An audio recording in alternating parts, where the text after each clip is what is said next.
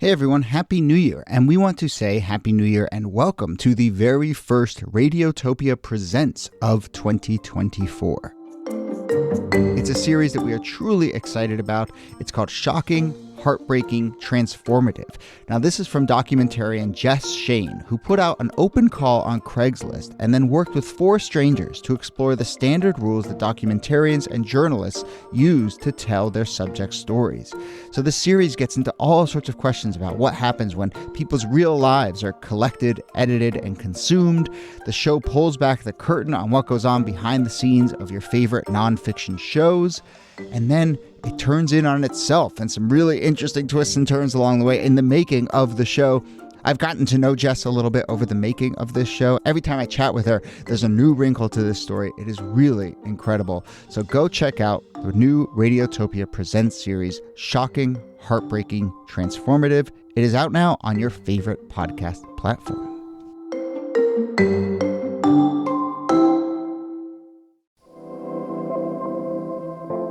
Hello and welcome to This Day in Esoteric Political History from Radiotopia. My name is Jody Avergan.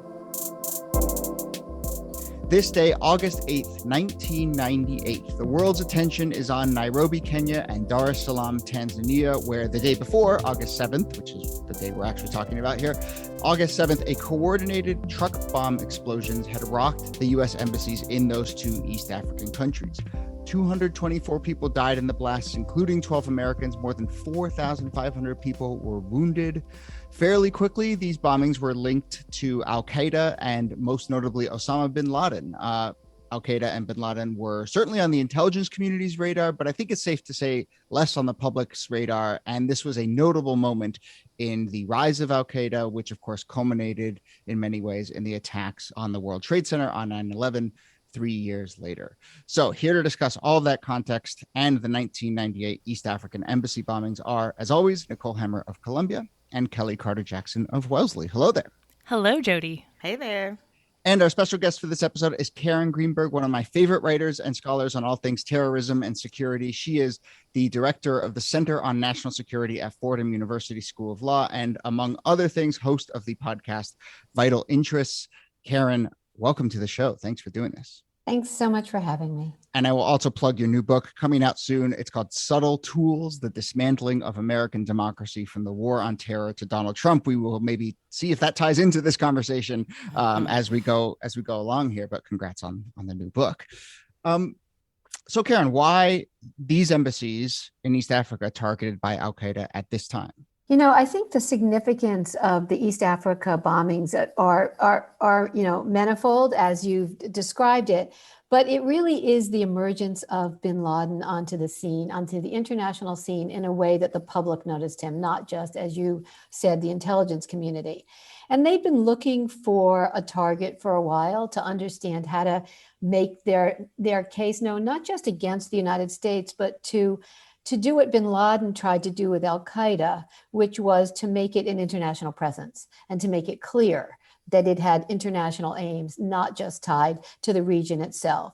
And so there were efforts throughout a number of places, including Sudan, to try to figure out where to ground Al-Qaeda, where to make their presence central. And we can talk about what happened after the bombings, but it's the embassy bombings, the response to the embassy bombings, and Al-Qaeda coming on the scene that eventually ended up with bin Laden and Al-Qaeda being in Afghanistan. Yeah. So to give you the bigger picture. Yeah, I mean, these were symbolic targets, right? They were symbols of U.S. presence in these countries, which is going to be at the core of bin Laden's critique of the United States. And there was this determination, as the memo says, to strike in the U.S., but that was a really, really difficult thing to do. And in the interim, there are going to be all of these strikes abroad, which I think is important because I think after the 1993 bombing at the World Trade Center and the trials that happen, I think Americans start to think about terrorism as something that happens against U.S. targets abroad.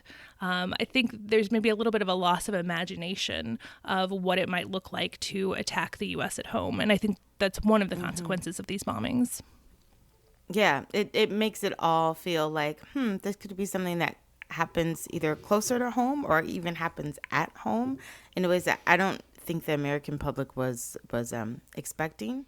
But also, I think it shows that in some ways these federal agencies sort of underestimated the impact that these groups would have, and so it's not until after the damage is done that they decide to step up. Yeah, and clearly didn't quite step up enough. 9/11 does happen, and it's this followed by the USS Cole bombing that a couple years later that makes it clear that, Al-Qaeda is serious about its intentions against the United States. I just want to point out one other pivot point about this was that, a lot of what bin Laden talked about was the US presence in Saudi and, that he was really talking more about a military presence. And so by attacking the US embassy, it's sort of a shift, right? Which we it's actually a very important shift because the move away from we're going to target US interest, right? We're going to target US presence, and not just in a military sense, I think was actually an important threshold moment as well. Oh, that's interesting. So that kind of situates this then in a sort of evolution, which culminates in attacking a purely civilian World Trade Center, right? A couple years later, we see this as maybe a progression towards, because that's sort of what I'm trying to get my head around with this story is how much was this a strategic target? This is obviously an embassy. It is not a quote unquote neutral target. If you look at the indictment for the embassy bombings, it's very interesting when you look at the names on it, right? Including bin Laden, including Zawahiri. It really is what we come to know afterwards, and certainly after the 9/11 attacks, of people who are, considered essential leaders in Al-Qaeda in one form or another. So it just in terms of what the American understanding of this was they did understand. They did do a deep dive in a way. The forensic analysis of this, the amount of FBI presence, time, energy, and money that went into FBI and other agencies that went into understanding what happened in East Africa was absolutely pivotal. And just to jump ahead for a second, when 9/11 happened, and people were like, "What just happened? Who's Al-Qaeda? What?" Yeah. The people in the country that knew the most about bin Laden and Al-Qaeda were the people who worked on the embassy bombings case. The prosecutors, the investigators, the intelligence agents, those were the go-to people who were there to explain it, which is, sort of an interesting point, I think. Yeah. So I guess I have a question. So after the embassy bombing happens and the FBI sends like 900 agents to investigate, is that why so many, I guess is my question. And then was this a way for them to say, okay, this is how we're going to step up our game? Because it still feels like they're underestimating, and yet they're sending in so many people. I'm trying to reconcile that. Well, I think that's a really good question, right? Well, they sent in a lot of people of a lot of different ilks, from cyber, people who could work the cyber angle of this just in terms of communications, to people who might have, known different parts of Africa to be able to talk about it. I think the sheer number says that they understood how behind the eight ball they were, how much they did have to learn. And the question really becomes what happens between that effort and 9/11, right? Why was, and a lot of that's internal, within the executive, as we know, miscommunications, not wanting to let the threat of Al-Qaeda rise to the level of, forcing the president to say, we have to do something about this. So it was more, I think I buy the narrative that it was more for a lack of being able to get the message up the right channels in a timely fashion. Even after Al-Qaeda, they knew that there were threats that planes would be used to fly into buildings. I mean, think about it. Yeah. So it was an internal, interagency process, and you can tell by the way we responded as a country that that's really how we thought of it. But there were threats, and there were people raising the alarm even before the embassy bombings. I think some of the higher ups at the embassies were saying we should evacuate, or we should move, or we should increase security. So if we write the story of this era as one of increased intelligence but also missed intelligence, what does this teach us? That's a really good question. It's always easier from hindsight. How did we know? How did we not know? I think with the embassy bombings, when you actually look at the granular level of what happened, the intelligence failures of being understand, what the purchase of these explosives were and who was in the network and how it played out. We missed it, but it's hard to just pinpoint, a person, an agency, a moment, because the reason we're talking about this was it was a game changer. It was here we are, we're Al-Qaeda. We issued a fatwa a couple of years ago declaring war against the United States, and we're serious. And we have the ability and the means to bring this about. And it's not that the United States wasn't paying attention. It was that it wasn't paying attention enough and maybe not in the right ways. I'm curious about what happens after, that there are trials in the United States of some of the people who organized the bombing and planned the bombing. In the U.S. a few years later, there's going to be this criticism, primarily from the right, about a law enforcement approach to terrorism instead of a military approach to terrorism.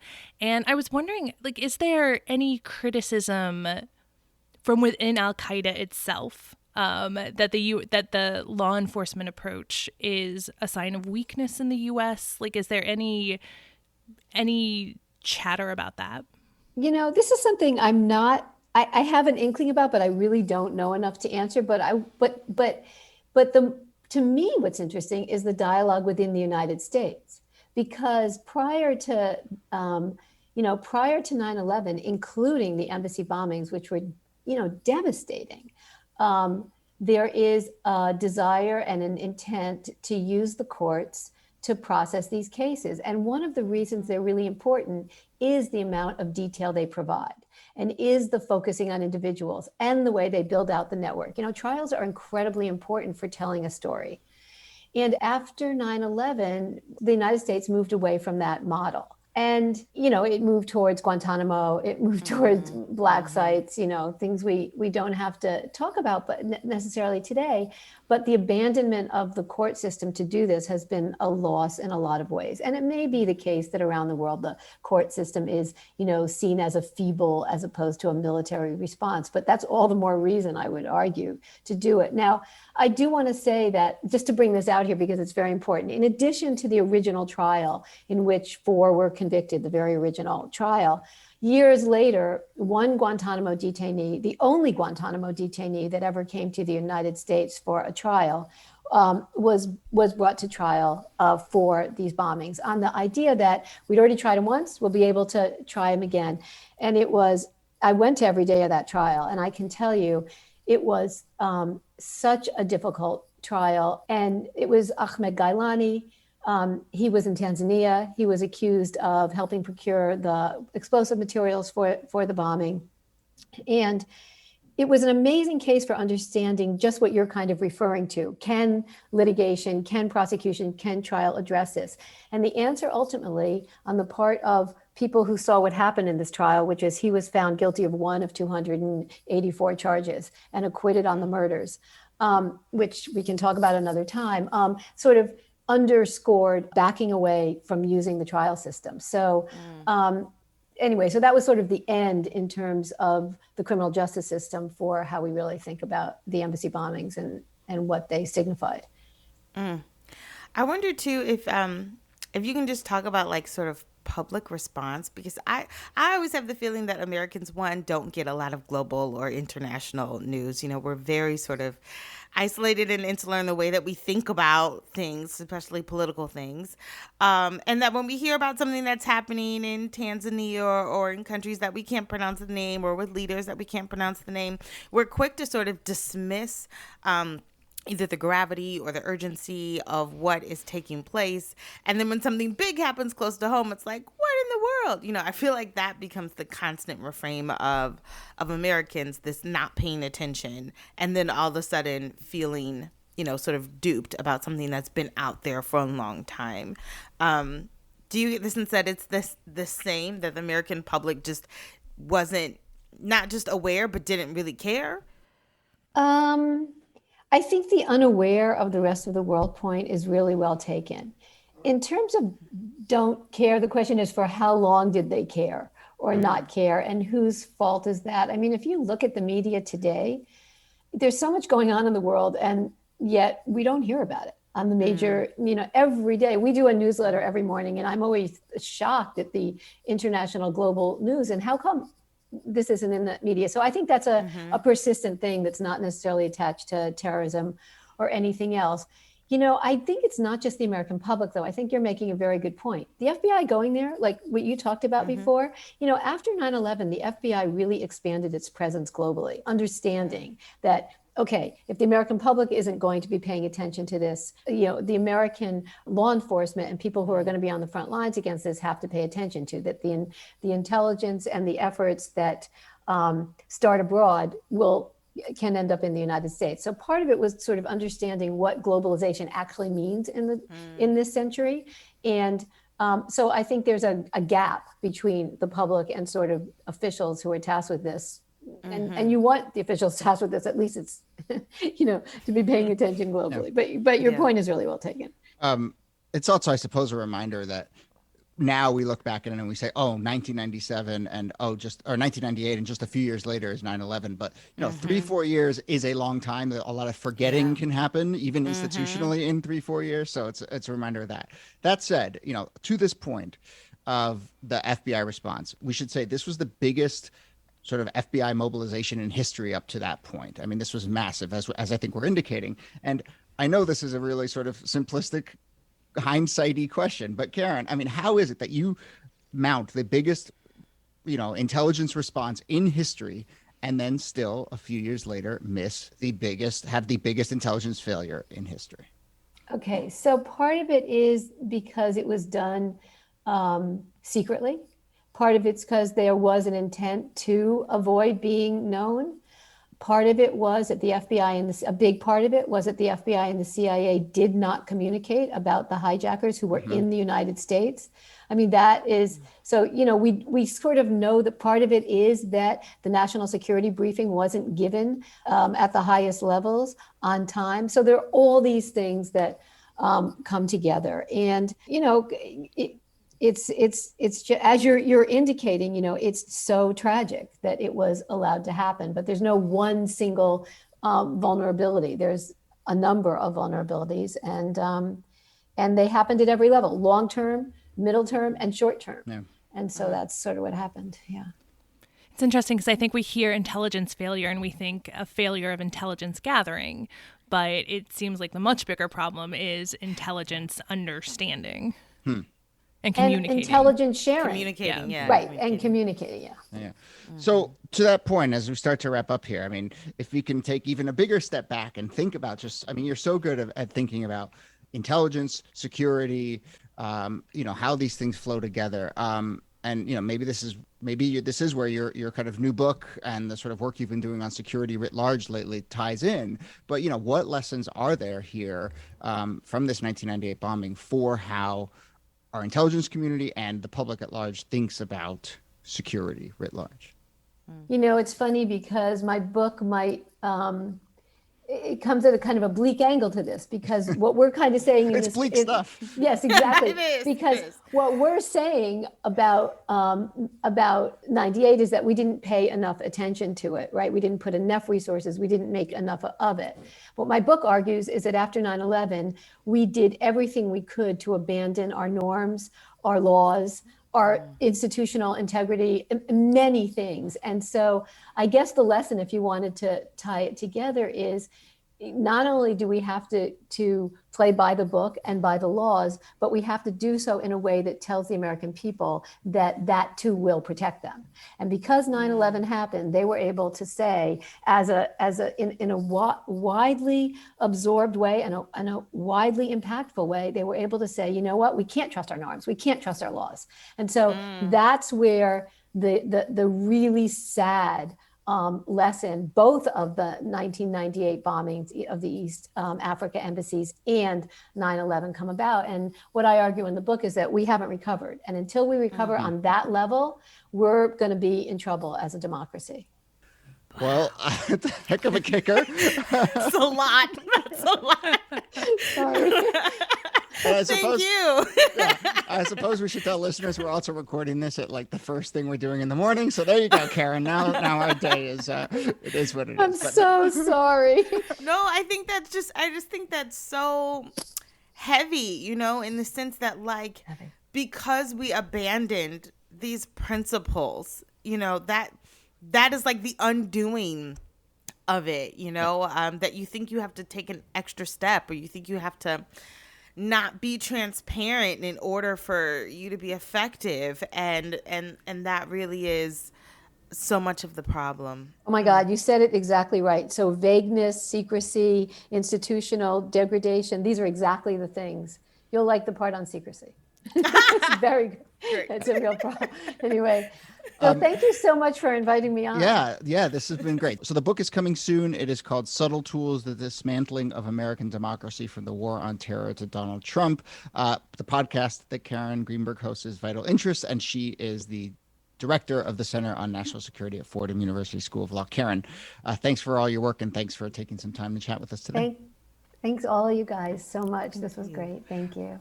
Nicole Hemmer, thanks to you as always. Thank you, Jody. And Kellie Carter-Jackson, thanks to you. My pleasure. This Day in Esoteric Political History is a proud member of Radiotopia from PRX, a network of independent, listener-supported, artist-owned podcasts. Our researcher and producer is Jacob Feldman. Our producer is Brittany Brown. You can get in touch with us with any questions or comments or ideas for the show. Email us thisdaypod@gmail.com, or you can find a form at thisdaypod.com. My name is Jody Avirgan. Thanks again for listening, and we'll see you soon. There was a bomb blaster on the back end of the embassy, I believe. I haven't got any numbers or names of anybody with any injuries or casualties, but there were plenty of.